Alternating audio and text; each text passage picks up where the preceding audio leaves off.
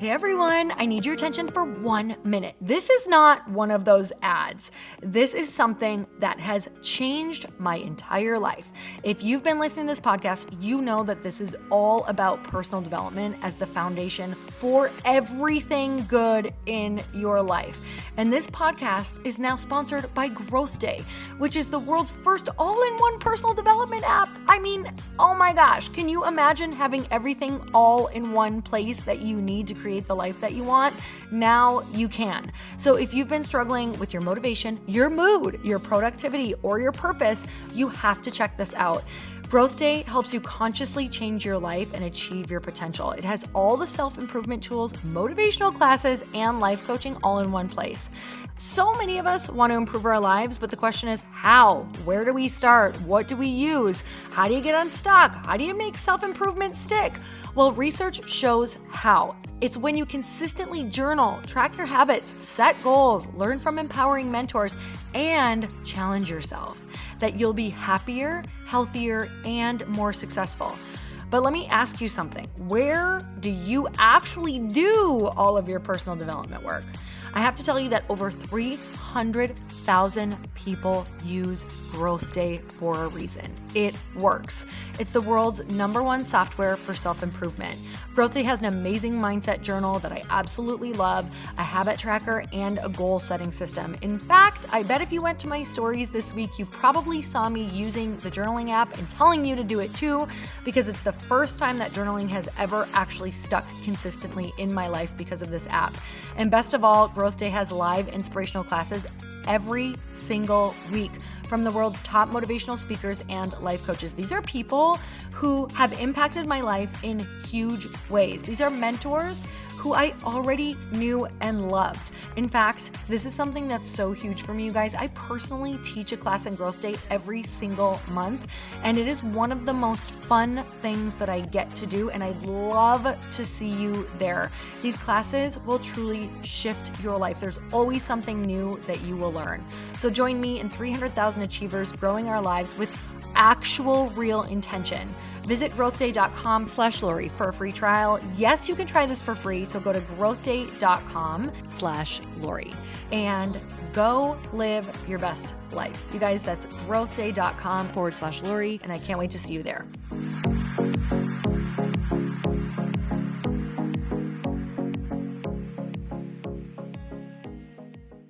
It was a transformational ride. It was one for the books. Like I've never felt so supported and so understood and loved. And it was everything that I needed it to be. And I didn't want to show up. Welcome to the Earn Your Happy podcast. I'm Lori Harder, founder of The Bliss Project, 3-time fitness world champion, fitness expert, and cover model turned self-love junkie, lifestyle entrepreneur, and author.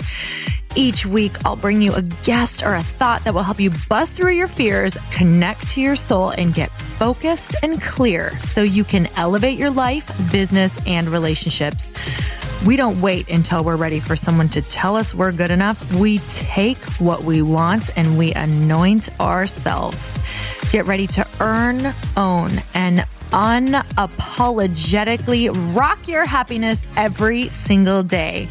Are you with me? Here we go. Welcome back to the show. I couldn't be more excited to share this woman's energy with you. This is somebody who has completely shifted my life. I get to connect and tap into her energy every Tuesday and Thursday morning at SoulCycle. She is a master instructor. She is a teacher, a preacher, a soul shifter. She is someone who walks in a room, no matter how she is feeling, shows up completely vulnerable and wants us all to connect and learn something beautiful together about ourselves, about our lives, and leave better for it. And this is truly what Gina Meyers does for me every single Tuesday and Thursday at SoulCycle during my classes. And I will tell you that she is teaching just about every day to sold out rooms. She's a well-known fitness instructor in the Los Angeles area, a celebrity trainer. She started her career in yoga, and as a spin instructor in Venice, she is a master instructor now at SoulCycle. She strives to create meaningful connections and believes vulnerability and love are the key to the foundations of a happy life. She offers a safe space for individuals to explore their limits, to challenge their minds and their bodies, and most importantly, walk away feeling accomplished and successful. I can say she does all that and more for me. And off the bike, she enjoys spending quality time with her husband, Brad, her son, Royale, and her 2 bulldogs. And Gina also was a speaker at the Bliss Project this last year, where she took everyone through a transformational movement experience while she talked with all of us, spoke to all of our souls, and really shifted us into a beautiful place. And you guys, I can honestly tell you that having this person in my life is truly something that helps me so much every single week. And we need community. We need our people. We need to connect. And I can't wait for you to hear this conversation, because I just think that the timing of it all and everything that went down on the day that she came to my house for the podcast was so beautiful. So let's get started.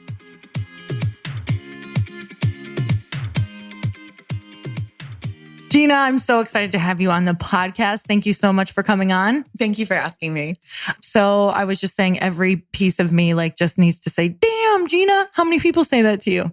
A lot. Like you're like, I still smile every time because I try to make people feel better about it. It's great. It's fine. It's totally fine. Some people, will say it. And if there's a certain crowd around that doesn't remember the show, they're like, don't get it. I'm like, how do you not remember? It's like a Fonz reference. Oh my God. I did the Fonz reference and it was like, no, anyone? No. I know every year that goes by, I'm like, wait, there's people who aren't understanding certain things. It's crazy. I have, right now I have a younger assistant that we have to update her on what things are. Oh my God, this was 10 years before your time. That's right. Okay. But she keeps us, young and fresh. That's good. Balance. So I thought this was going to be all about you today, but this morning you went and flipped that and made it all about me. So we're just going to talk about me. No, I'm just totally kidding. It's totally fine. So you guys, if you don't know, Gina was a speaker at the Bliss Project, but first and foremost, we met through SoulCycle. And I took some of your classes when you were in Brentwood. Mm-hmm. Yeah, I think you remember that. Yes. But I just put you on this pedestal because I was like, oh my gosh, she's so good. And I literally remember going to some of your classes. And this was, how long have you been at SoulCycle? Oh, 7 years. Okay. Yeah. I think this was 5 or 6 years ago, maybe 5 or something. And I kept on thinking whenever I would hear you talk, I'm like, are we reading the same books? I would always say that to Chris. I'd be like, there's this instructor that I swear we're reading the same books because she says exactly what I'm thinking all of the time. It's creepy. I think I read your mind. Oh my, I think you read people's minds. I do. It's for sure the truth. I'm standing there and sometimes I just have a feeling that I have to say something and I don't know where it came from. I just keep hearing it and I'm like, this is for somebody. Oh my God. Now, how did you get that level of trust though? Because that truly takes trust. And that's what I do when I'm speaking. I'm like, this is so not what I was going with. And all of a sudden I'm talking about something completely opposite. It's just the only way that it works for me. Otherwise, it doesn't feel authentic.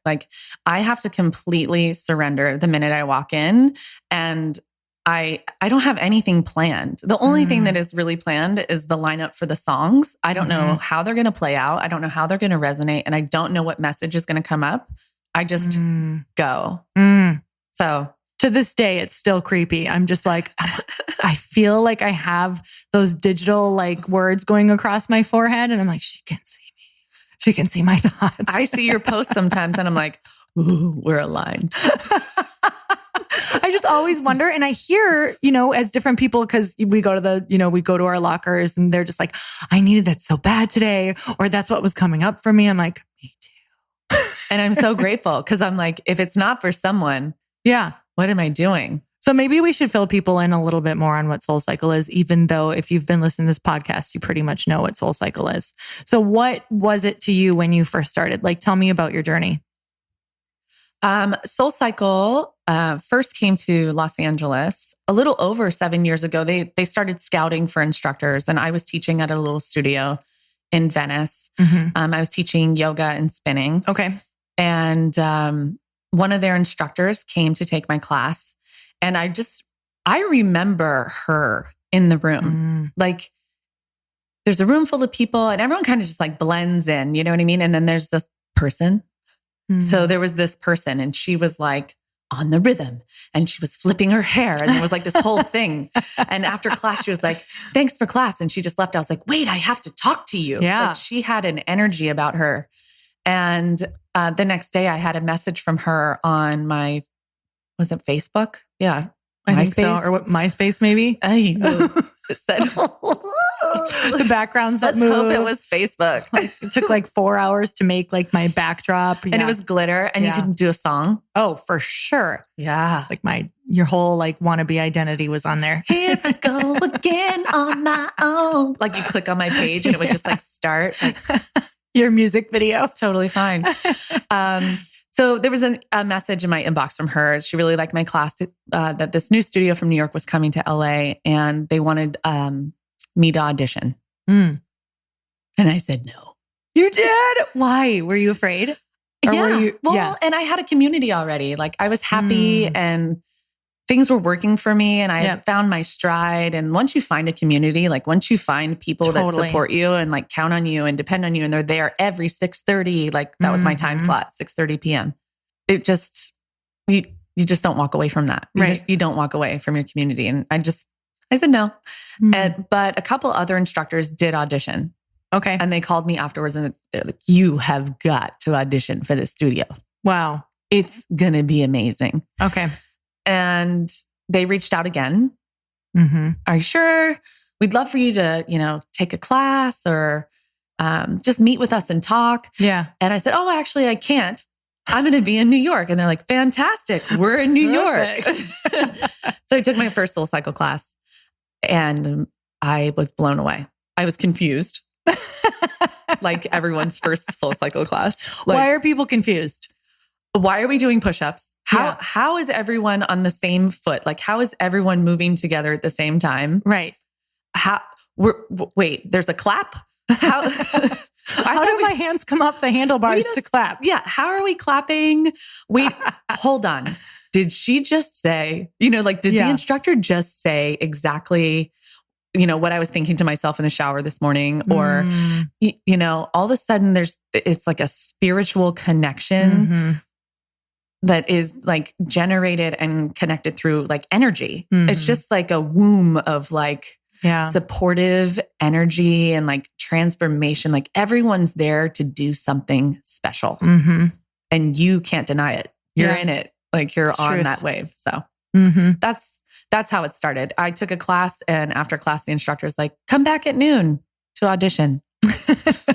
You were like, okay. I said, okay. Then what? You just get on the bike and you started doing what? Girl, I was like, I don't have any CDs. I still had a flip phone. Like I still had that razor. Remember that, like the really skinny phone? Girl, I sold cell phones. I totally know. Okay. So I had the razor and I would not part with my razor. Even though iPhone had come out with a phone, I was like, oh, heck no. Look how thin this is. I had to go. So she was like, no. Just bring your iPhone or your iPod. I have none of the Apple things. I was... Okay. I'm so late. Yes.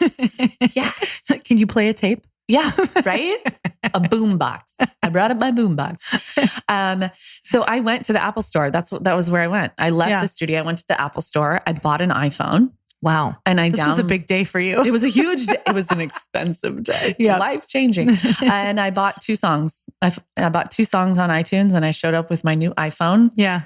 And I taught to 3 people in the room, and the founder of the company was in the room watching. Oh my God. And she said, can you move to New York?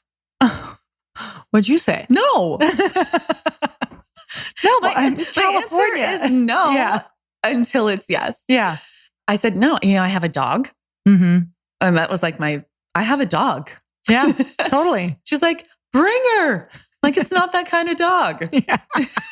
This is a very rooted dog. It's a bulldog. These dogs are complicated. Okay? They are. They really They have a lot of issues. And I just can't take her out of her place. Mm-hmm. So I figured out she was like, figure it out. Like, let's talk, go back to LA. Let's stay in touch. And, that's what happened. I made arrangements for someone to take care of my dog, and I packed my bags and I moved to New York. How long was that? Did you move to New York for? How long were you there? Maybe 3 months, 4 months. Okay. And then they transferred you back? They tried to keep me. They did. And you were like, no, we were Soul's thinking not here. Maybe you could. Yeah. Absolutely. I just cried. I was like, I can't.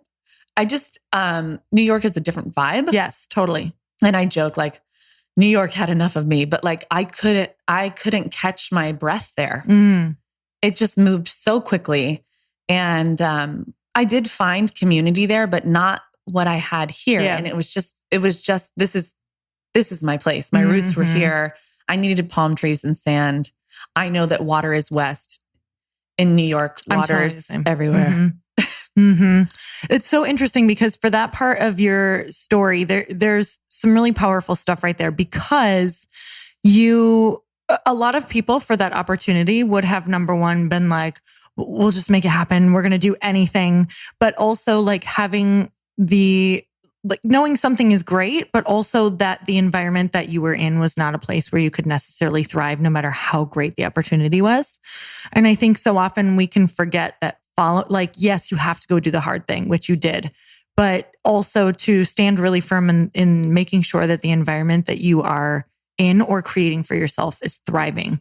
Absolutely. And that's huge. So you moved back. I moved back, started teaching in West Hollywood. Okay. That was the first studio that we had. Oh my gosh. That drive. Well, if you're not in Los Angeles and you do visit Los Angeles, you must explain, because like it's real. Like I had no idea. It's right. Okay. So if you're not from Los Angeles, come visit and stay where you want to be. Yep. Because that's where you'll be. Because that's where you're going to be. If you want to do the beach, stay by the beach. Yep. You know, if you're, what was it? 45 minutes, 60, 70, 90 minutes? Well, the morning. Well, it depended. Yeah. So I taught the 6 a.m. and I lived in Santa Monica. So I lived by the beach and I'm moving and then driving. It's not mid-city, but kind of ish, right? Mid-north. Yeah. It didn't take that long, but it was, the way that it works for me to create that, which is in the room, to create the room. Right. Totally. I make a playlist right before class. Yep. Every single day. I don't repeat a playlist. I don't teach the same class on Monday and Wednesday or Tuesday. I make a new one every time. So I would have to get up extra early, give myself permission to drive that far. Wow. And then to sit and make a playlist and then start class at 6 a.m. Yep. And then leave, go back to the beach. And then I would teach like a 4:30 and like a 7:30. Oh my gosh. That's a long day. That's what we call in the waitressing world working a double. And it's like a nightmare because you're never actually off. Oh yeah. I waited those tables. Yeah. I did that. You're never actually off. You're kind of just like, this is a fake break, everyone. And you're eating the entire time. Yes. You're like, it's just one French fry every 2 minutes. It's fine. It's fine. It's totally fine. And then you get your break for a meal and you're like, I'll have pizza. Yeah. That's the only thing I look for. Oh, you don't really do this at SoulCycle, I'm sure, but because of waitressing, you never get a break. I started smoking just to get breaks. Are you serious? Yeah, I'm serious. I was 18 and I was like, wait, so you're telling me only the smokers get breaks? And I was like, well, I'm going to start smoking. Like it was literally like I'm going to start smoking. I did that. Yeah. Really smart move to everyone out there. Please don't do that. But yeah. Well, look, I've considered smoking to be able to like go out and just be outside. To be and out. Exactly. Where everyone's talking. Exactly. Everyone's going to go out and smoke and be social. And that was a big part of it too, to be honest. Yeah. Yeah. Like, I'm not going to smoke. But every single person in the restaurant. Drink. I'll just be right here. Again, not a good idea. This is not a podcast that wants people to smoke, but hey, we love you all. So moving on. Yeah. left, right, left. I know. It's the best. We're taking them all over.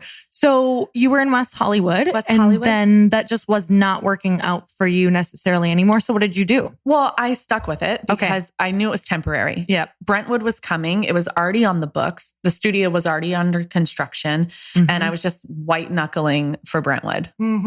Still, and what's so funny is like, I still remember being in West Hollywood, trying to build that community, but still not so rooted in. Yeah. Because I knew I was leaving. Yes, totally. I've so been there so many times. Right. Yeah. So I knew the next studio was coming and that was going to be my home studio. That was even the way they like phrased it in all the emails and our conversations was like, when Brentwood opens, this will be your home studio. So I was just waiting for home. Yeah. And did it feel that way when it came? Oh yeah. Yeah. It was great. Wow, that's so awesome. And it still feels that way. Yeah, that's so great. And I will tell you, you definitely make it feel that way.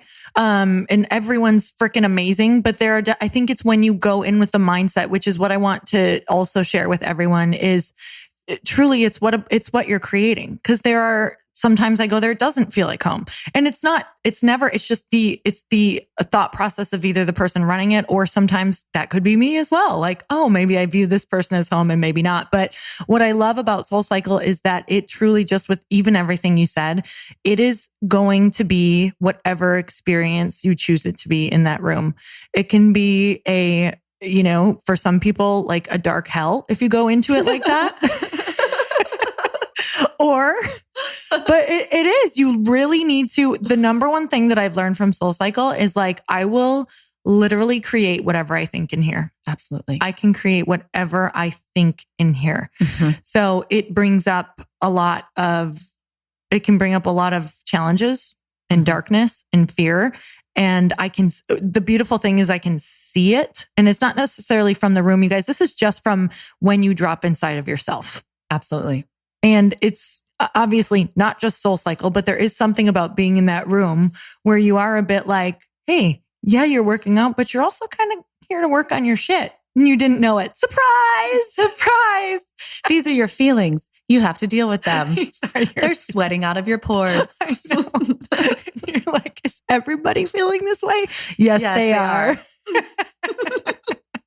I think it is because it is such close quarters and you are kind of like creating that really intimate experience and you're being led through that experience, whether you know it or not. You are literally being led down a journey. So for you, I know that, yes, this came with SoulCycle as well, but clearly because you created a community, this was something that you did. And I think for many people who listen to this podcast, they either are people who are in this experience right now. Well, we're always in the experience, right?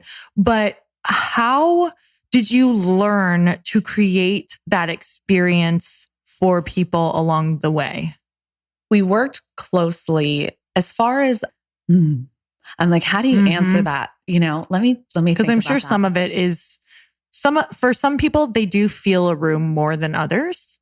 But I do think that there's an art to it. There is an art to it. There's a process, right? So you can't just get to there. Yeah. That happens over time and getting vulnerable. You have to be willing to show up and be seen and flawed and share what's happening in your world and what's happened in your life. And like I show up and I'm an oversharer. Oh, I love it. I'm all about it. I'm like, more. I tell you my everything. Yeah. Everything that I've been through. Do I give you all the details? No, we don't have that much time. But but you gonna get the gist of it. I think first you figure out your vibe. What kind of instructor do you want to be? Who do you want to be to these people? You guys, as she's saying instructor, like honestly, this is everything. How do you want to show up in the world? What type of person do you want to be? What type of friend? What type of leader, speaker, influencer, whatever that looks like. Absolutely. Yeah, absolutely. How do you want to be seen? Who are you bringing? Who are you? You have to know yourself. And I think, the craft of it all, like first you learn your music, you learn your vibe, you have to do the work on your end to know who you are and be okay with who you are. Not necessarily confident. Yeah. Because that's not real. I'm just kidding. Right. Because I'm still trying to figure out if that's real. Because I mean, that comes and goes. Yeah, it really does. It does. Mhm. It's like, it's there, it's not there. Yeah. You're secure, you're insecure. And you just keep acting. You just keep, yeah. You know, there are days that I show up to the studio and I feel like my personal life, like I am failing. Mm. And I don't want to show up. What does that look like when you feel like you're failing? It looks like numb. Mm. It feels numb. Mm-hmm. It's like a flat line. Yep. You know? Mm-hmm. That's not, I run on my highs are really high. Yeah. And then when it's not hitting, Mm-hmm. like when it's just not there, it's numb. Mm. It's confusing. And I'll sit in my car and I'll just look at my computer and I have to talk myself into it. Mm. I really do. And I know the minute that I walk in that door and I smell that grapefruit candle burning on the front desk, like it's on. Yeah. You have to be on because it's not about you anymore. Mm. When you show up, there are, you know, sometimes 63, 64 people showing up. Mm-hmm. And not just like once. Mm-hmm. I teach back to back. So I have 120 something people showing up. Mm-hmm. And I have to show up. I can't not show up. Oh my God. I love what you're saying right now because it's literally been just the key for me too. Like here's the thing, your feelings, they're like waves. They can be, every single wave can be different. And this can all happen in the range of the hour before you have to show up for something or the month before or the year before. And I will tell you that the main thing that I hear from people who listen to this podcast is just like, how do you do it when you're scared? Yeah, but I have anxiety. Yeah, but this is, this person's against me, or I'm afraid that they're going to make fun of me. I'm like, yeah. And then when you show up, that all disappears because you realize you're not showing up just for you and you are moving forward for other people. Yeah. So when it's like, it goes from that moment of sitting in your car, making it about you and your life and feeling numb, which is, by the way, so acknowledged and normal. And I so feel that quite a bit. And then I'm like, you need to show the F up for yourself first by walking in there or doing the thing. And then you remember what it's actually about. Yep. And sometimes, it does take a shake up, right? Like sometimes in your life, you're probably like, yeah, I'm flatlining because I am not doing anything new or different. Yeah. Have you had that? Oh, yeah. So then what? I do the same thing every day, right? This is every day. Yeah. Especially this week. I'm teaching Saturday to Friday. Wow. Mm-hmm. Like every day I'm showing up and I'm playing music and I'm on the mic and I'm on the bike and I don't necessarily know what's expected of me because I don't ever ask. Yeah. I can only assume what I think people are looking for. Right. And that can take you a place. Yeah. Like I can't, maybe I should ask, but I feel like, I'll tell you, I think the only thing I ever expect is for like, there's not even that word expect. And I don't even want to, it's like, weird, this is right? just such a fun topic because I think it's like, if we all just showed up truly as us as we possibly could, that's the gift. Like there is no other expectation around that when someone is just they are on the path of trying to show up the most them. Because I wouldn't want someone to show up opposite because we feel that. Like it's literally like we actually feel it, So I don't think I'd ask because I wouldn't want that expectation in my head. Right. Well, I've already made up my mind what I think they want anyway. So Exactly. I'm like, that's not what you want. I know what you want. You think you want that. But I think we all want authenticity even when we think we don't. Absolutely. So that's the part that if that's the trail you're blazing, that's why your classes are always so popular, is because we're all craving to try to be the most authentic version of ourselves, but we don't know how to do that unless we see someone give themselves permission first. Absolutely. And there are days I show up and I don't really say much, where I just let the music play and we ride. And those days in particular are days where I can't, those are more like the numb days. Yeah. Those are the days where I can't force it. It's just where I am. And some of those classes, some of those days are the most powerful because that's really when you get to hear yourself. Mm. And you get to pay attention to yourself more than you're paying attention to me and what I'm going to say. Mm-hmm. Like when people say to me, like, you've changed my life, I'm said, no. I've just witnessed you changing your life. Mm-hmm. You did it. You're showing up every day for you. Mm-hmm. I can't make you show up here. I can't say, you need to hear this part. This is the part that's going to change your life. You were ready for it. It settled, it resonated with you, and you took it and you did something with it. And I'm glad that I was there to witness it. And I'm proud of you, and keep coming back because there's more. Oh my God. How beautiful. And I also want to point out, like, you know, when you're like, oh, some days I'm quiet and I just let the music and the people do their thing. It's like, it's also such a beautiful way to look at that. Even when you're quiet, it's like, number one, I think it's so important to experience the diversity of that, even in a class setting. But this is obviously, I just feel like we are using this as, you know, class equals life. It is life. No, it is. It is. It's literally, this is life class with Gina. It's making everything in your life a classroom, because I use this as, and I try to share this with people as much as possible. Like, my workouts are an analogy for my life. And what happens in that room is an analogy for how I'm showing up in my whole life. But what I love is that on those days where you're like, you know what, I need to be more quiet today. Like, the universe, whether it's your playlist or whether it's people in the room feeling their story that day and cheering or wooing or whatever, like, it will support you back, because it's all just constantly back and forth. It's just a back and forth energetic trade. And when you don't have it, someone else does. Absolutely. You know? And it's a beautiful thing. It really is. There have been times where I've shown up to the studio in tears. Yeah. I mean, couldn't even get words. You know that, like, you go to talk and you're like, mm-hmm. and I've asked the room for permission. Mm-hmm. I've said it before it starts. You can see it. I wear my feelings. I just do. I'm that person. I'm that open. Yeah. And I'll ask, can we just ride my feelings? Yeah. And the room's like, yes. Yes. You know? Yeah. There was a day a couple months ago, and I'll never forget it. I will never forget it. It was in Santa Monica, and I showed up to the studio. It was right after we did our second IVF transfer, and the embryo didn't take. And I had just gotten the call the day before, and I had to teach.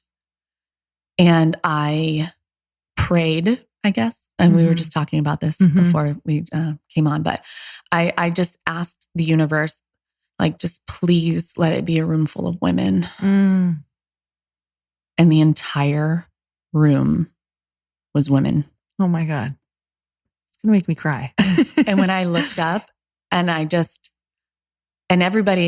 everyone on my journey with me, the IVF, the fertility journey, so that everyone knew. And I felt like everyone was waiting, because they knew that the results were coming. So they were waiting for me to be like, yes, or yes, no, or no. Right. And they knew when I walked in, like, they could you can feel it, you know? And I asked them permission, like, do you mind if we just ride my feelings? I might not have much to say today. And they cheered, and it was a transformational ride. It was one for the books. Like, I've never felt so supported and so understood and loved. And it was everything that I needed it to be. And I didn't want to show up. Showing up and, like, being vulnerable enough to just ask for their support. I needed it. I think as women, that's so challenging to say, I need support today. Yeah. Can you show up for me? And letting them was probably the most beautiful ride for them. Oh yeah. We all cried. Yeah. It was so beautiful. I needed it. I needed that. Wow. Okay. We're just going to stop there. Just kidding. We're not. We've got too much to say right now. Okay. Something that I love watching is the way your husband loves and supports you, and the way that you adore him. I do. And how funny you guys are. Oh my God. I watch your stories and I'm like, they're like my secret best friends.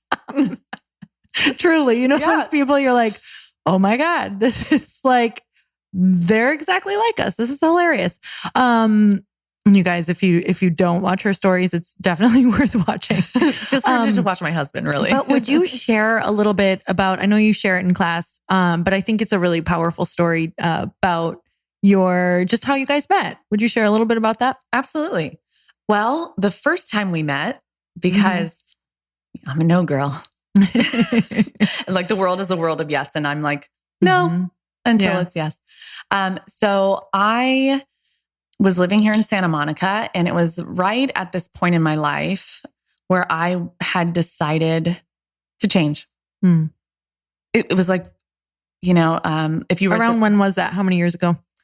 7 years ago. Okay. 7 years ago. I was 30. Okay. And I talked about this at the Bliss Project. Like that's where I started my story. Like this, I had to change my life.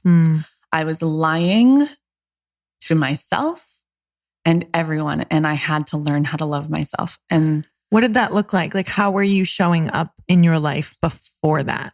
And what were the what were the thoughts going on in your head that you were like, I can't live this way anymore? What did that feel like? I was showing up for everyone else. Okay. I wasn't showing up for me. All right. At all. I didn't spend any time alone. I was just almost desperate for love and attention and affection. And I was like giving so much of my energy and my time and my attention away. I had nothing for me.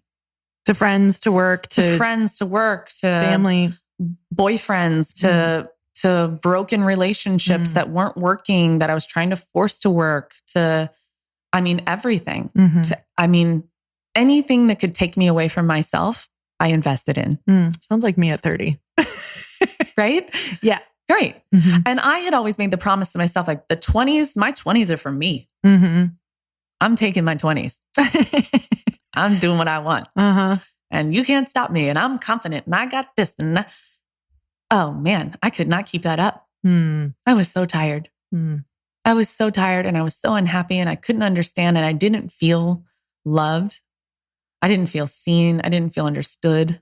I had gone through like a really bad breakup and I got my own apartment. I was living alone and which never helps when you're already living feeling that way. Right. Well, I went from like living in the house and like this whole dream that I created, this big investment that I made emotionally to forcing it for over a year for sure. Like just so uncomfortable. Just with a boyfriend? Yeah. Okay. The boyfriend, the house, everything that went along with it. Just didn't work. And I tried to make it work. And I tried to like, you're like, this is working for everyone else.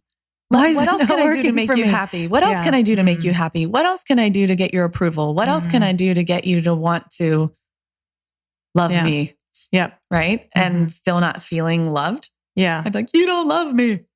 So when was the switch over that you were like, whoa, this is not me? Or what was the moment of just like, can't do it anymore? I just hit a point where it was like, that time, I talk about this sometimes in class, when you're waking up in the morning and you're not fully awake yet, but you're talking to yourself. Yep. In one of those moments, the voice just said, enough. This can't be your life. You won't make it. Yeah. Like you won't make it. The thoughts I was having were unhealthy. Like I've thought about it. I thought about, it'll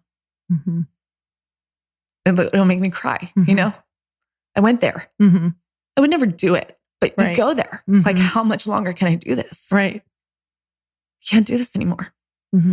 What do I have to do? I need help. I realized I needed help.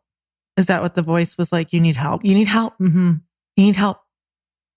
So I picked up the phone and I called an old boss who was like, always like, you're meant for greatness. You don't see how great you are. Where's that boss? He's in Beverly Hills. He's amazing. I was his photo assistant and I worked for him for a while. And I called him and I said, I need your help. And he's like, finally, what can I do? I said, I need you to get me a hotel. He's like, are you okay? I said, I'm going to be okay. I need you to get me a hotel. And he did.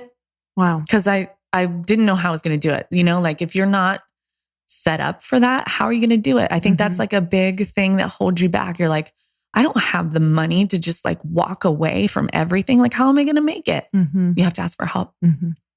So I moved into a hotel and I started looking for an apartment. And I moved into this apartment and I started taking walks at the beach with my dog. I would take my dog every single day with me to work to teach yoga and spinning. And then we would drive down to the pier in the marina and we would go on a walk. And I met my husband. That was the original question. Can you believe it? 5 minutes later. Yeah. So I was walking my dog on my therapy walks with myself alone.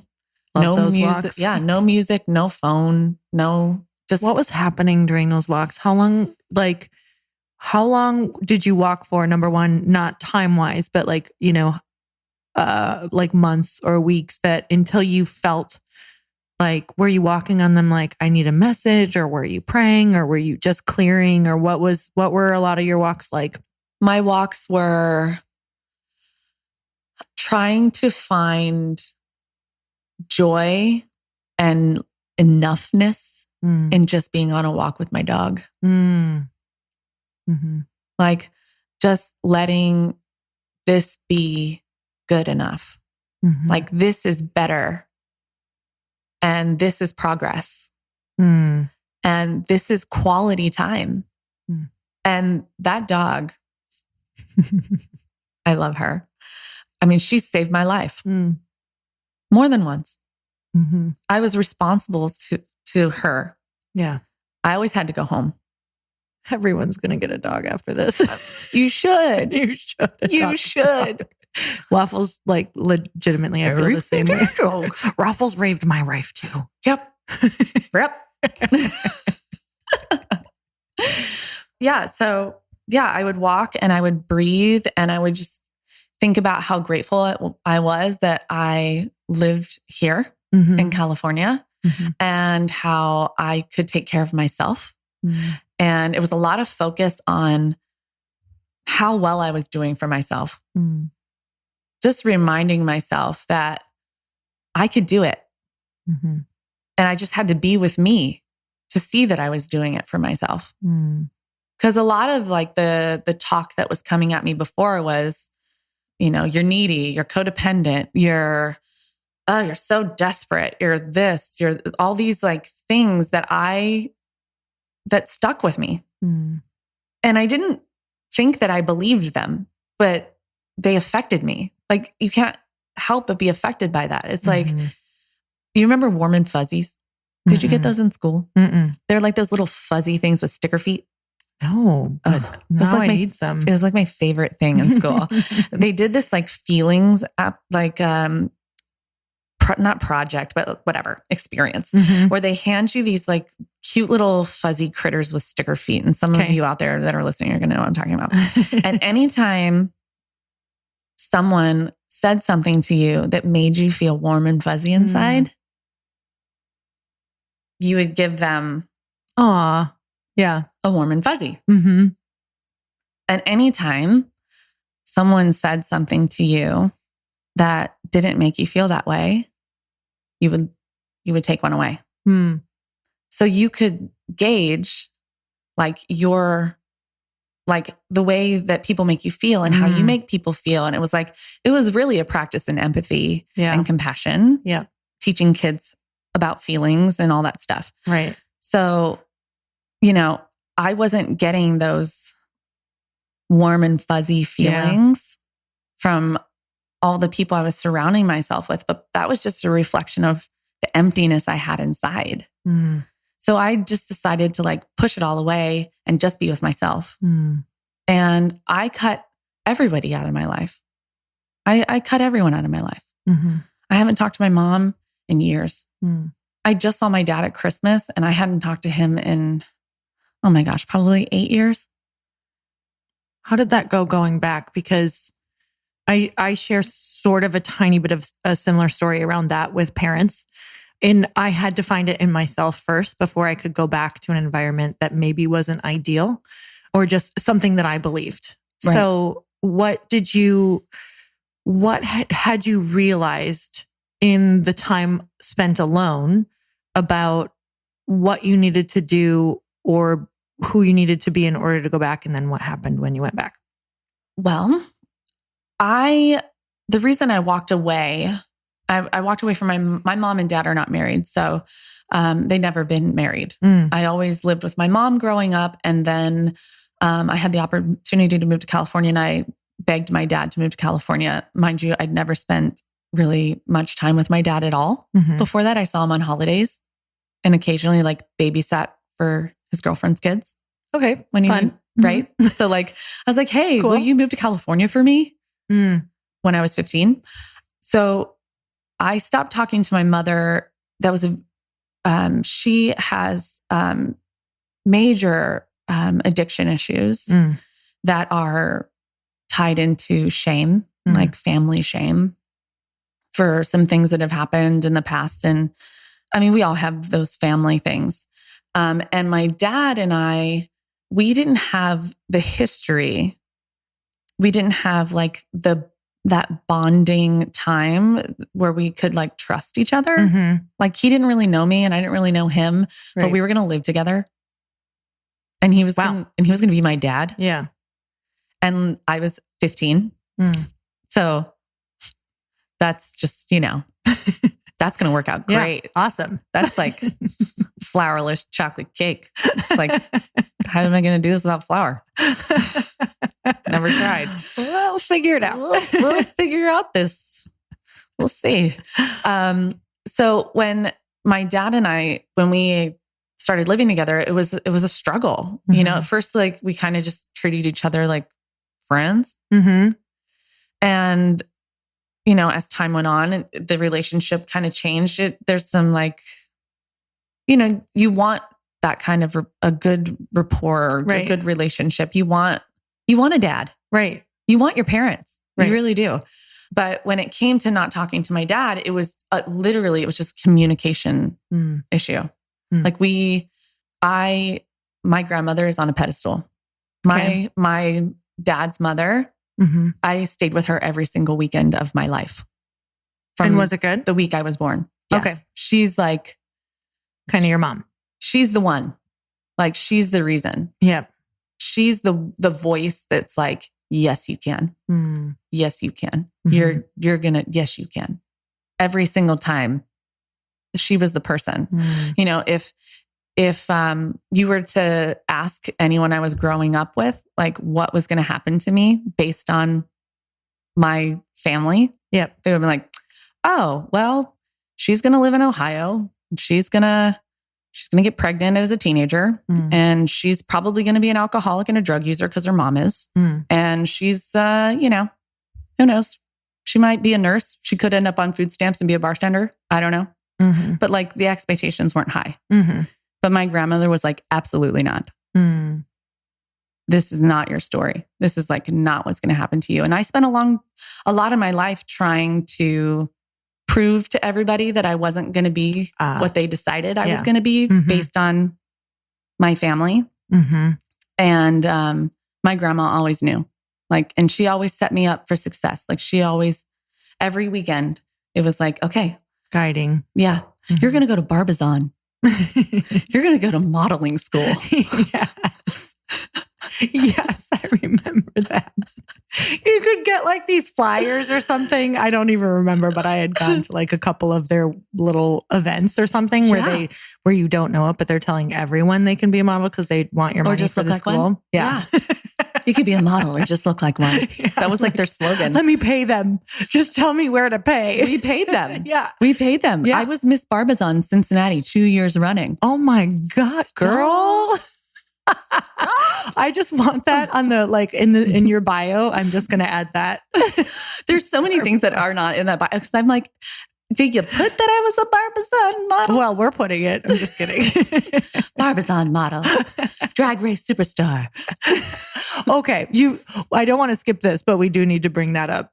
The drag racing. So, okay, back to parents, because I'm about to go to the racing. I'm so sorry. Okay, so when I stopped talking to my dad, we honestly, we just were, I was coming to the defense of my grandmother. There was like a family argument Mm. And we were at dinner, and what I was trying to do was smooth things over. Right. And he very firmly put me in my place and told me to stay in my own lane. Mm. And it just escalated. Things just escalated. And because there wasn't that foundation of trust, it was like cut and run. And I'd already not been talking to my mother because of the drugs and alcohol for years. So I was like, par for course. Like, okay, fine. I just don't have parents. Mm. But I have my grandma. Mm. What did that do? Because I do think there are many people listening who don't feel like they have anyone. Yeah. Maybe not even a grandma. But I know that maybe she was in your head, but she wasn't necessarily physically with you. No. So what would you tell somebody who's kind of just in that same place right now? Like they don't know. I know there are so many people who just feel like their reality is not matching with who they know they are. And it's like that inner fight. What would you tell somebody who's there right now? Like all I can think of is just even your walks. Like it's a huge, what's happening for that person when they're in that stage is like, I use the analogy of the plant that's outgrown the pot, where, you're so comfortable in this space. Like it's everything that you've known, but your roots have now outgrown that. And now your growth is stunted and you're going to start to die. Like eventually, if there's not enough room to grow, the leaves fall, it stops. It just completely stops. And it gradually, you lose the plant. Leaving that space, that you're in that transition space. You haven't found the next pot, the bigger pot, or you know what I mean? So it's just a huge growth period, and it's scary, and it's but it's temporary.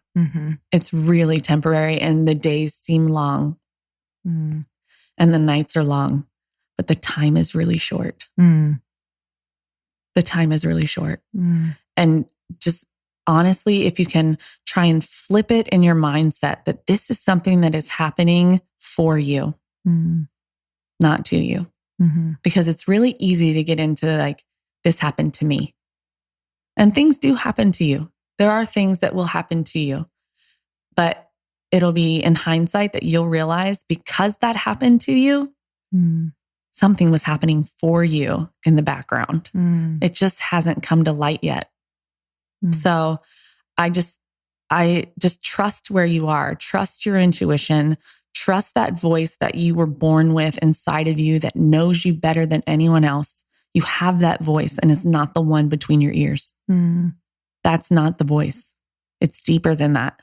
You have to really spend some time to get away from that voice and go deeper. It just takes some time. Yeah. So you're on your walk and you meet your husband. There's a stray dog. There's a stray dog. Stray dogs need homes. Get your dog. Adopt a dog. There's a stray dog, and I took my dog off her leash and put the stray dog on my leash. And I started walking up and down the walk streets at the beach. There's like these little streets where the houses line up toward the beach where you can't drive a car if you're not from Los Angeles. It's called the walk streets. And so I'm walking up and down, and my dog is still on the sidewalk by the street. And I'm going up and down these. Your dog's like, did you find a new dog, Mom? She's a bulldog. Okay, she's not very fast. That's right. Yep. Yeah. And she has, her voice is like a Wazowski. Like a Monsters Inc. Yeah. Like Waffles has her. Yeah. And Sugar was like, Mom. Like she had like this like throaty. Totally bulldog voice. So she stayed on her walk. She knew her walk. She was like, I'm on my walk. And I was looking for like open gates. And I didn't see any. And I got back to the sidewalk, and there's a guy holding on to Sugar.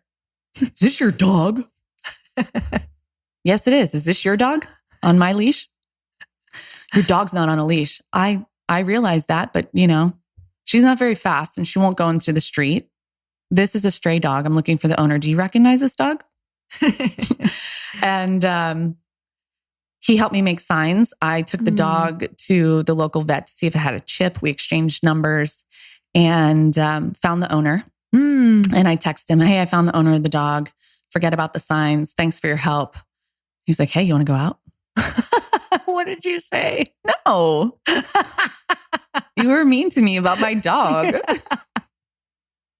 That's so funny. Because it's such an LA thing too. Sometimes it's like, put your dog on a leash. It is a thing. It's like, you don't know if my child is allergic to your dog. It's like, I'm sorry. I wasn't, I just. No. Exactly. You don't know if my child likes the color of a brown dog. Okay. Or a white dog. Okay. Yeah. So I said no. And I went on with my life. And then SoulCycle came in. I left. I went to New York. I came back. I started teaching at SoulCycle, West Hollywood, Brentwood, Santa Monica. Santa Monica opens and his sister starts taking my class. Now, mind you, he just disappeared. He's gone. I said no. He didn't. There was no fight on. Right. He was like, okay, that's fine. His sister starts taking my class and she brings her brother to class and he's riding class. He didn't know. No, neither one of us knew. Neither one of us knew. I became friends with his sister and she's like, you should really date my brother. I'm like, no.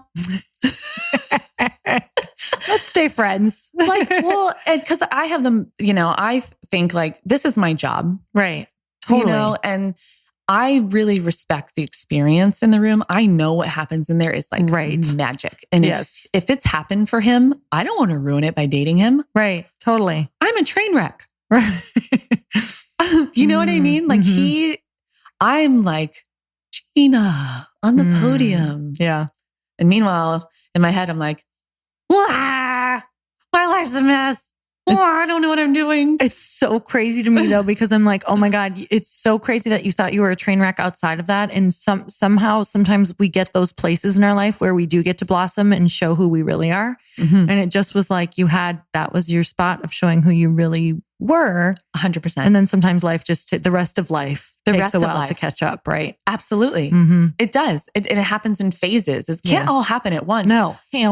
That's traumatic. Yeah, it is. That is traumatic. It is. It's like your brain that can't register. It's too much. It's too much. It's like too much change. One pain at a time. Like if you were able to feel all the things that happen in a car crash, you would like pass out. Like you'd go into a coma. Yeah. Some people do if it's too much. Yeah. If it's too much. If you can't process what's happening to you, it's like, so something's got to give. Something's got to give. So cut to, he's in class and he finally asked me out. He asked me to go to a Cirque du Soleil show. Hey, fun. No. Nope. Well, here's what I did. I honestly, this is what I did. He sent it through Facebook and in the messenger, like, hey, I have 2 tickets for the Cirque du Soleil show tomorrow. Because I always buy 2 tickets to the circus by myself. Right.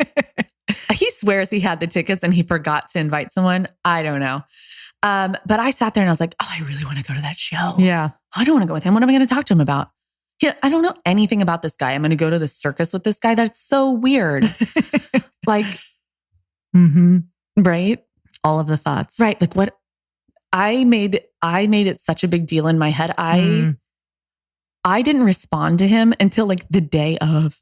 And I was like, hey, got this message. So sorry. I was trying to clear my schedule, but I can't make it happen. Meanwhile, I'm sitting on my couch eating like garlic bread. Did he go to the circus by himself? He went to the circus by himself. He went by himself? I believe that he went to the circus by himself.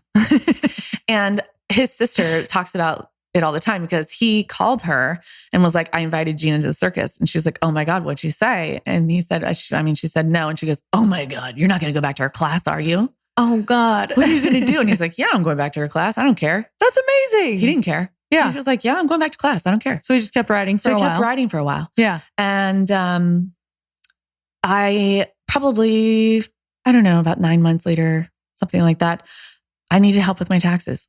He's an accountant and we had one of these, he had disappeared in class for a while and he came back and I was like, hey, where have you been? I haven't seen you. And he's like, oh, it's tax season.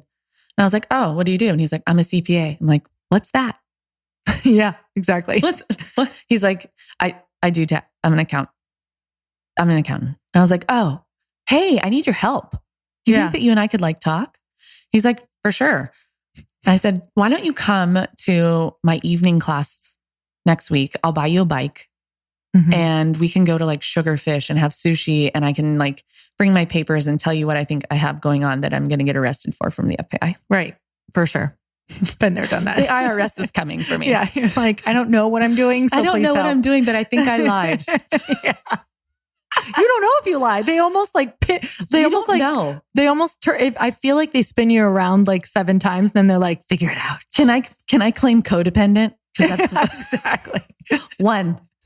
So you go to Sugarfish and he's like a vegetarian. He's a vegetarian. So did he just eat the rice off of the rolls? Right. Because it's a restaurant. For those of you who don't know this place, you can't change anything on the menu. It's like a set menu and there's not a vegetarian option. So he just sat there and helped you with your taxes. Why didn't you tell me you were a vegetarian? Yeah. He's like, I figured there would be something for me. I'm like, oh, this is horrible. Okay. So we didn't even end up talking about taxes. I mean, we did a little bit, but I didn't give him any of my paperwork. And we basically had a date and we had like, they needed the table and we're like, let's go to this, bar restaurant across the street and just continue talking. And we did. And then we had this really awkward hug and we went different directions on the street, but we were parked right next to each other. So then like we re-met like, yeah. Oh, yeah. That. Yeah. And then I sent him a text message and said, thank you so much, but I didn't talk to you about my taxes. Do you think that we could make time to I really did need to talk to you about my taxes. He said, sure. What are you doing tomorrow? Let's meet at, this restaurant. And we had another date. And that was it. And we kissed and that was it. Wow. Yeah. I just find it so like sometimes when things are for you, they're just you're not going to miss them. Like you can try to miss them, but eventually if you are on the path of even asking to figure it out or desiring to figure it out, like you can't miss them. That's why I love that story is if you start to get on the faithful path, like of just trying to figure your life out, it doesn't even have to feel like you are. Like your walks were that version for you. And Absolutely. It's like, we're going to put some awesome stuff on your path. And because I know you haven't been listening for 30 years, this might take a while. Yep. So that's okay. Cause this guy's real patient. He is. And he's going to come back in 2.5, 3 years. Yeah. He's going to come back for you. Yeah. I find even just looking back on my path, I'm like, wow, you really can't miss what's for you. You can't. Some stuff you miss and it's because it wasn't the best idea for you. Yeah. Or even stuff you've told everyone you're going to do and you didn't do it. It's probably because you weren't actually meant to. And it, made you learn so many beautiful lessons. Sometimes things have to be on your terms. Sometimes they have to be on the universe, And someone said to me yesterday, I was talking about surrendering and she's like, look, you surrender or you get drugged down the street. It's so true. It's so true. Is there something in your life right now that you feel like you are surrendering up? I am always learning and I pride myself on it. I really do try and learn from everything that happens. And I have done a lot of personal work on triggers and reactions and resilience, being able to recover quicker.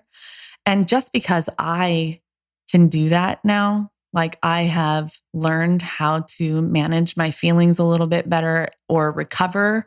Yeah. And not make things bigger than they are. Like I have to also be patient. Yeah. My surrender is in patience. Okay. Because not everyone is on the same learning curve as you. Is there something around patience with people? You don't obviously have to say who they are. People or things that you're desiring in your life or both? I think both. I feel like there's such I don't know if I put it on myself or it's just put on you from the world, the urgency to do everything now. Yeah, no. Yeah, I feel that. I think it's the world. It's the world, right? And the time is now. Like for sure, the time is now for you to decide that you're going to go for it, but doesn't mean throw it all. Yes. It doesn't mean throw everything down and run away from everything that you have. It just means like, okay, I'm willing to be curious about what that is. Yep. I'm willing to like look around the corner. I'm afraid of what's over there, but I don't have to like just walk out the door and turn right. Like I can stand like a police officer going into like a building, like against the wall by the edge of the door with my hands up and like, peek around. Yeah, totally.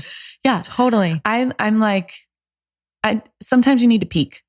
I love that you're saying that because it can be really, especially, I just think social media too, with just, we can pop on social media and someone's doing something new and big and an idea that might sound amazing to you or that you had, you know, and I just can't help but think of what it goes back to what you said in this. That's just so beautiful. It always goes back to the moments of, can this walk be enough? Can this dog be enough? Because while the big, beautiful thing that you want to be doing is freaking awesome, you can really only do one big new thing at once because something's got to give. Yeah. You know, I've had some years that are massive expansion years where, you know, a lot of things can come in at once, but it's not until you're totally ready for that. And even then you can't last long. And even then you have to go back to, when all that is said and done, back to the walks with your dog or whatever that looks like for you, like going in the woods alone or walking around your neighborhood. Can that be enough? Because nothing's going to make the big stuff any better. It doesn't. You have to be enough for you. At the end of the day, you have to, no matter what your situation is, whether you're single or married, a mother or not, whatever is going on with you, you have to have your own life and you have to really like spending time with yourself. You have to, even if you're, you know, comfortable in your relationship in your life and everything's working, you know, like Brad goes off and he does things on his own. He goes off with his guy friends. He goes and does things alone. Last night I went and saw a movie by myself. I had dinner by myself. And it was kind of nice to be with myself. I was like, oh yeah, I'm good to be around. I like me. Yeah, I like me. I'm funny. But you have to like you. Yeah. Right? You come back to yourself. I think, you know, so much is happening that you lose sight of like having you be enough. So you just have to be alone with yourself for a minute to see if you are. And if you're not, then there's the work. That's the foundation. Everything's built on that. This empire that you're building starts with you.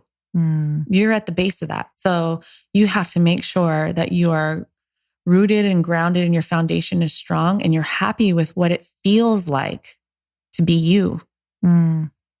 Oh my God. You're bringing me back to just, you know, there were points in my life starting around, well, I don't even know, but it really hit around 30 when I was like, I just started saying, oh, validation equals attention. And, you know, I feel like the more attention you get, the more possible validation that could be, because I went throughout my life without having that. So it was like, I almost had to collect so much of it to realize that wasn't it. Because I was like, wait, I have spent years trying to collect it and nothing has changed. In fact, there's almost a deeper void because the hope that you had that it was that validation was the thing that would provide the freeness. Now the hope is gone. Yeah. And now you have the validation and you're still not changed. And it's like, now what? Yeah. So for so many people, when they ask like, you know, how can I skip this part of my journey or what's advice you would give to a 20 something? I'm like, just go do whatever the hell you want right now. Cause it's not going to matter what I tell you. Right. So, yeah. Yeah, absolutely. Okay. So I want to do like some these aren't complete rapid fire questions, but these are questions I want to get answers to. So let's see if I can get through like 5 of them. Okay. Okay. What is one of the biggest lessons that motherhood has taught you? Or one right now that's coming through for you? Life is more fun and much easier if you're willing to play. That's so awesome. Okay. What has being in a SoulCycle room every single day just about taught you? That there is a lot of love. There's a lot of love in the world for you. There's a lot of support and there's a lot of people that believe in you. Why did you start racing cars? Oh my gosh, it's so amazing. It was so fun. It was so fun. I thought I was so cool. Like, so my first car I bought for myself, I got myself a Mustang. I was like, I have a fast car. And I was bragging to this guy because I thought that it was so cool that I had a fast car. I was like, I love fast cars. And he's like, oh yeah? You like fast cars? And what kind of car do you have? I have a Mustang. I was like 20. Right. It was like my first loan. Totally. Yes. Right? Yep. My first debt. Yep. And he's like, you want to drive a real fast car? And I was like, yeah, I want to drive a real fast car. That guy. Yeah, that guy. You want to drive a real fast car? And I was like, yeah, I do. And he's like, would you be willing to trade in your car for a faster car? And I was like, how expensive is that car? Yep. He's like, it's affordable. I said, for sure. Let's and do you it. did. And What was that car? A Subaru WRX. Okay. And All-wheel drive. And then you started racing it. I bought a stick shift. Didn't know how to drive stick. Mm-hmm. He drove it off the lot, took me to a parking lot in the valley. And I learned how to drive stick that day that I bought the car. And the reason he said that is he had a racing team and they built race cars. Wow. And he's like, if you get this car, which is an affordable car and a fast car, because it's already turbocharged. Yep. I can soup it up for you super cheap and I'll take you to the races and you can be a part of our team. Wow. So what did racing cars teach you? Like the overall lesson in your life? Oh my goodness. Racing cars. I think racing cars for me was like just freedom. Like I didn't have anything holding me back. I was like so wholeheartedly invested in fun. Like that was one thing I didn't say no to. Like I heard yes and it was yes. And there was like a part of that, like it drove like my adrenaline and my serotonin. It like, it affected me physically. And when things like that hit you, when you get opportunities like that or something comes your way and it's like, it feels right. Like trust it. There's freedom in that. And even if it's temporary, it's fun. It's about that little taste that unlocks understanding what that could potentially feel or look like in the rest of your life. Absolutely. Yeah. What would it look like if you were free in this relationship? Like, right. It's so crazy how the world is like, oh, she wants to feel freedom. She can race cars and she'll understand what this could potentially look like everywhere else. Oh my God. What is something that you are craving more of right now in your life? Something that might be missing. I'm trying to figure out, and I never knew where I was going to end up or what I was going to do.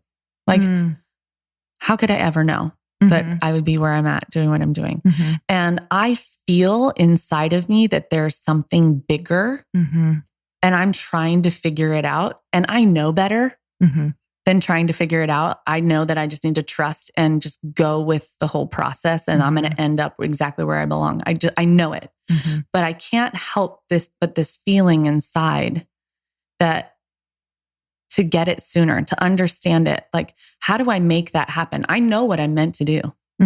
I do. What is that? I'm meant to help people. It's my calling. Yeah. That's it. I love it. I love watching you help people a little more each day. I love it. I'm watching you say yes to things that expands outside of your normal area of expertise. And I know how scary that is. Super. And I know that, just in a nutshell, I'm just sharing, like, you guys, I watched your journey to the bliss stage when I asked you to speak. No, it was so great because I've been on that journey. I go on that journey all the time. So scary. I was on it with you though. Do you know what I'm saying? You're like, oh my God, how do you do this? I'm like, I'm in it with you. Like I'm literally right there because I'm saying yes to things that are scary.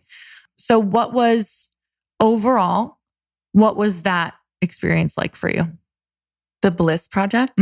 Oh my gosh. Can I tell you that literally, I mean, it was like, you know how you hear the boom of a firework and then you see?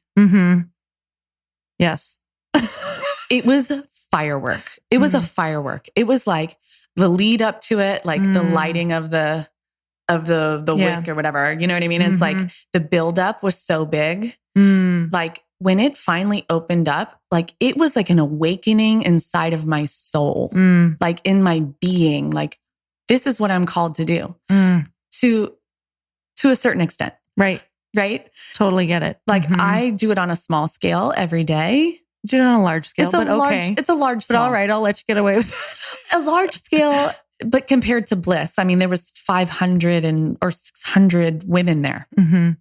And on a daily, I have 100 people. That's a lot. I mean, that's a lot of people. A lot. On 5 days a week. Yeah. In a very vulnerable way. Okay. Yes. So I did 5 days in a 10-minute. Right. So that's why it was like an explosive, like firework thing for me. But when you're doing things on the daily over and over again, it's not that they lose their luster or you just kind of fall into the pattern and you forget how significant it really is. Even though I know it's special, we've talked about it. It's magical. It's an experience. It's all these things that happen in that space. But to see it on a bigger scale than what you do on a daily, it's like mind blowing. It like gave me momentum. It gave me everything that I needed to like say yes more. Oh, that makes me so happy because I know that was scary to say yes. And I know the yes you gave me was the same yes I gave you this morning when you asked me to ride the podium. You're a goddess. How you're like, oh my God, this is so scary. I was like, you got to be shitting me right now. And I'll tell you why it's scary. It wasn't scary for me to ride. I have complete trust in my abilities to ride the bike. And I don't care if I'm on the right foot or not. Yeah. I was afraid of having a panic attack and passing out because once in a while, SoulCycle can flare up my anxiety once in a while. I don't know why. I don't know if I'll ever figure it out, but it's not even a thought I'm thinking besides I'm feeling like I'm going to pass out. And then I think of passing out and it makes me sick to think that I could disrupt the class because I never want to take attention away or put attention on me that's unnecessary, like not healthy attention, or it takes away from someone's experience. Right. There's got to be some deep stuff I could dig into right there. But 100%. I was like, do you want to talk about it? No, exactly. You're like, actually, I'm starting a podcast right now. Yeah. Welcome to the show. We're now flipping this to 2 podcasts. But really, it was like, oh my God, I had never said yes to a full ride, like a 2-minute ride. Sure, great. I'll get up there. It still made me nervous. But today I was like, you were meant to ask me because you're the only person I would trust enough to ride with. That's why I was like, are you going to be up here for a little while? Just tell me you're going to be up here for a little while. And you're like, I'm going to be right by you. And then when the music started, it took me 5 minutes to come down. I was like, I cannot breathe right now. I cannot breathe. And I was legitimately freaking out, like tears in my eyes, freaking out. I saw you. Oh my God. And I was just like, how did she know to ask me this? Like, it was insane.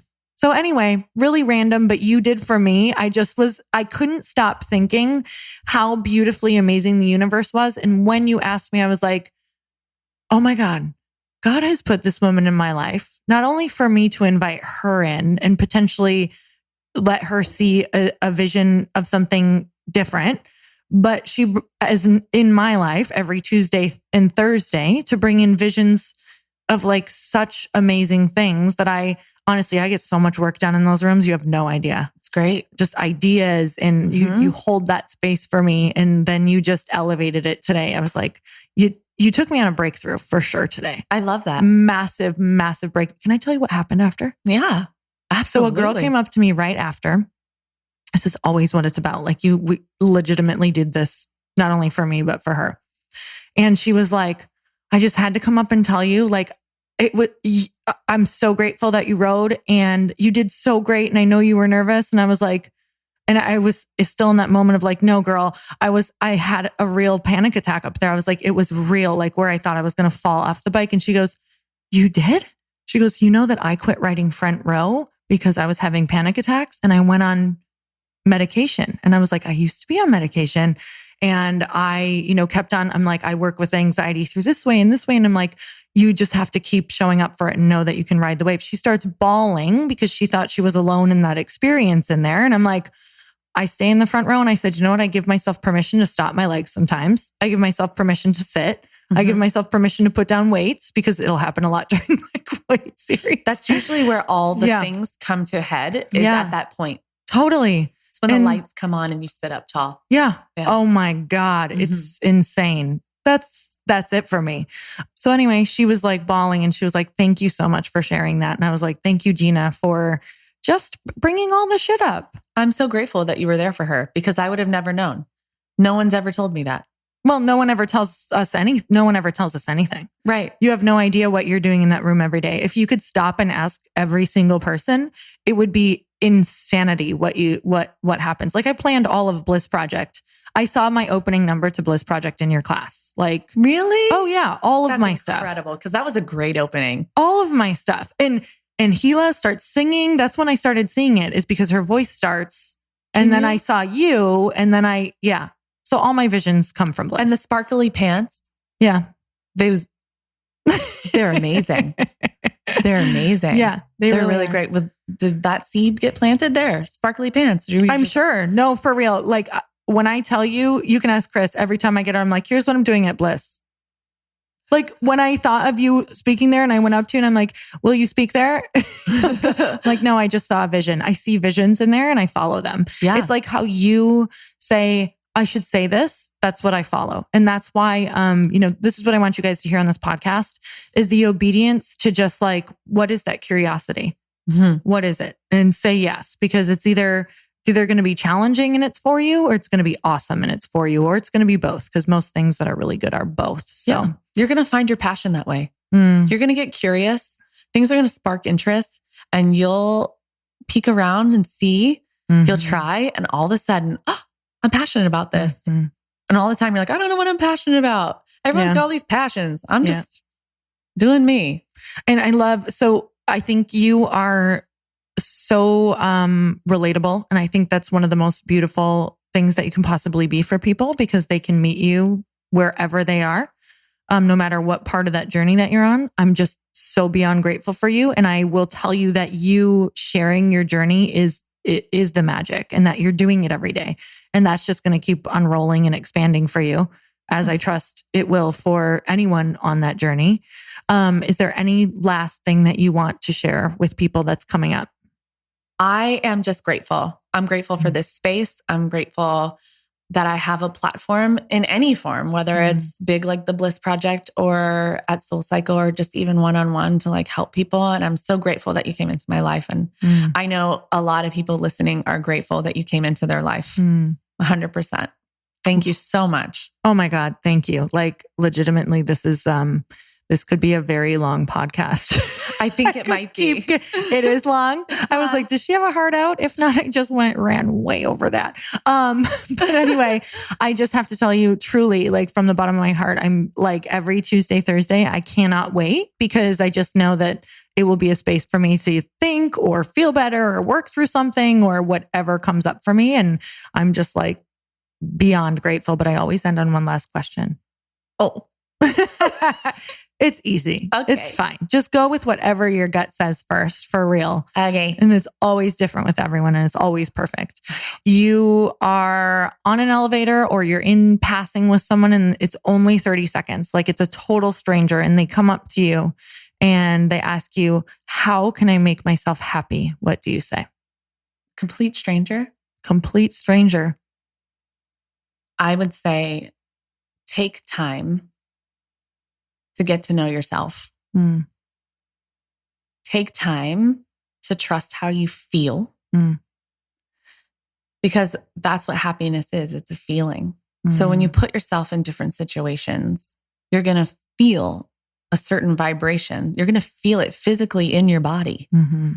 That physical feeling in your body is an indication. It's basically like a roadmap to happiness. Trust yourself and trust those feelings. And that's you so have beautiful. to trust those feelings. Thank you so much, Gina. Absolutely. I'm so grateful for you. And you guys, if you loved this podcast as much as I did, make sure you share it with your friends right now, like literally right now. Go and text them if you know that they need this. And until next time, earn your happy. Bye, everyone. Thank you guys so much for spending this time with me on the Earn Your Happy podcast. I am so glad that you stopped by. If you could take 1 second to share this episode with someone you think would love it, that would be absolutely amazing, and we would be forever grateful. Also, please leave us a review if you feel so moved by going to iTunes and leaving us an honest thought, an honest comment. Tell us what you think. Tell us what you want to hear more of. It would really help us out on our journey to helping thousands and thousands of people. Until then, don't forget to earn your happy. Thanks again, guys. Bye-bye.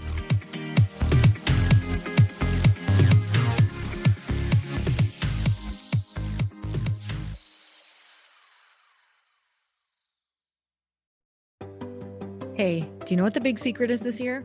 And it shouldn't be a secret because this should be your biggest focus. It is building your community. I am always working on building and nurturing my community, and everyone is talking about the power of community. Without an online community, you just cannot grow organically or create a real movement, which is what I know that we're all after. And you can build trust or monetize your audience. When you get community right, not only does your audience grow faster, but so do your sales. But where's everybody going to be managing their communities these days? And a lot of online entrepreneurs and thought leaders are turning to Circle.so. Circle is an all-in-one community platform. It lets you host content and create discussions, live streams, group chats, and memberships all under your own brand. And what's so cool about Circle.so is that you don't even need a website or Facebook group. Instead, Circle lets you build your own community site where you can host content and manage your members.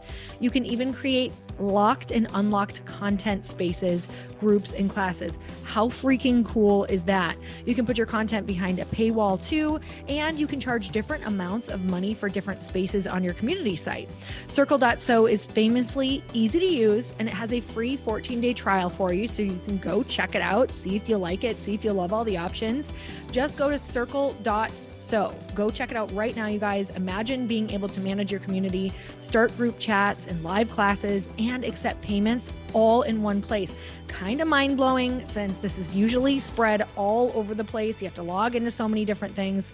If this is the year to capture, organize, and monetize your community, head over to Circle.so.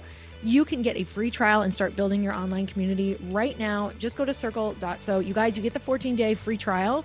So just go and see if it's for you. It's going to streamline everything and make your life so much easier. It's so freaking cool.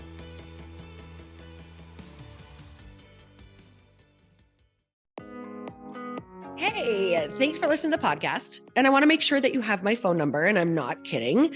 Did you know that I have a community text number? For real. My phone number is 310-496-8363. This goes directly to my phone. All you have to do is text the word daily to 310-496-8363. And I literally text you every single day, Monday through Friday. I actually just got done 30 seconds ago texting a bunch of people back, and I talk to you all of the time. You guys, people always ask me how I got my community text number and how it works.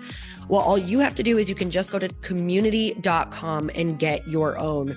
Community makes it easy to get a phone number that you can use to build your audience using text. People just text you at your number and they're added to your group. Then you can text them out audios, video links, anything you want. You guys, I text out happy birthday videos. I love to send podcast links, thoughts about life, book recommendations, different events that I'm doing in the local area. Texting gets me out of the noise of social media and directly into your hand. And now you can start texting your people too. Just go to community.com to get your phone number. They give you a 10-digit real phone number, not those weird short codes that look like spam, but it's more than a phone number. Your new number comes with an inbox for SMS and texting. This means you can actually manage your text list from your computer and an app on your phone. You can schedule text to send at certain times and to certain groups. You can even set up auto replies or let your assistant or customer service team answer your text messages via Community's awesome dashboard. Just go to community.com and ask for a free demo. They'll show you how it works and get you your number. It's time to start texting your audience versus just posting on social media. Everyone uses Community for for that. So go check them out at community.com. I can tell you it's not just great for communicating with my audience, but Chris and I use community and our texts to also sell out our launches. I'm telling you, you get such an incredible response because you really are creating a true, deep sense of community. And it's so intimate. It's freaking amazing. Go check it out at community.com.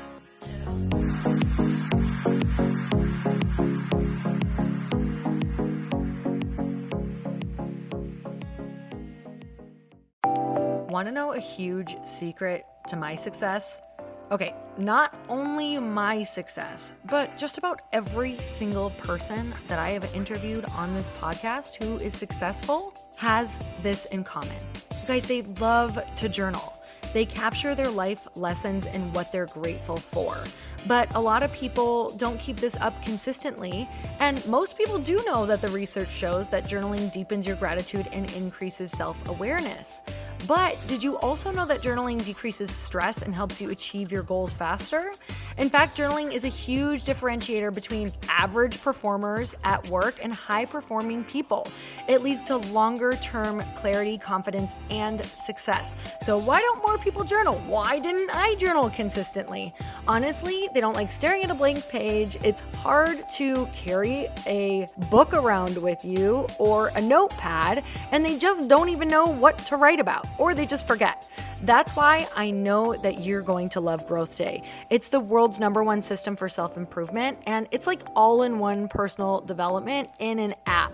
And it has an awesome digital journal, and people love it. Growth Day's digital journal has hundreds of research-backed writing prompts for self-reflection, positive mindset, confidence building, and success. I use them all the time, and it makes me think in ways that I typically don't, and it makes me ask myself better questions, which we all know gets better results in our life. It even has prompts that help you develop a daily, weekly, or monthly habit of reflecting on your life and identifying areas to grow. So it's a perfect time of year to start journaling, you guys. When you sign up at Growth Day, you also get systems for habit tracking, goal setting, and scoring, and improving every area of your life. Best of all, I get to teach there too, you guys. I'm so excited. I hope that I get to see you. I teach live in Growth Day every single month with a new topic just for you. So join me there. Start your free trial at growthday.com/Lori.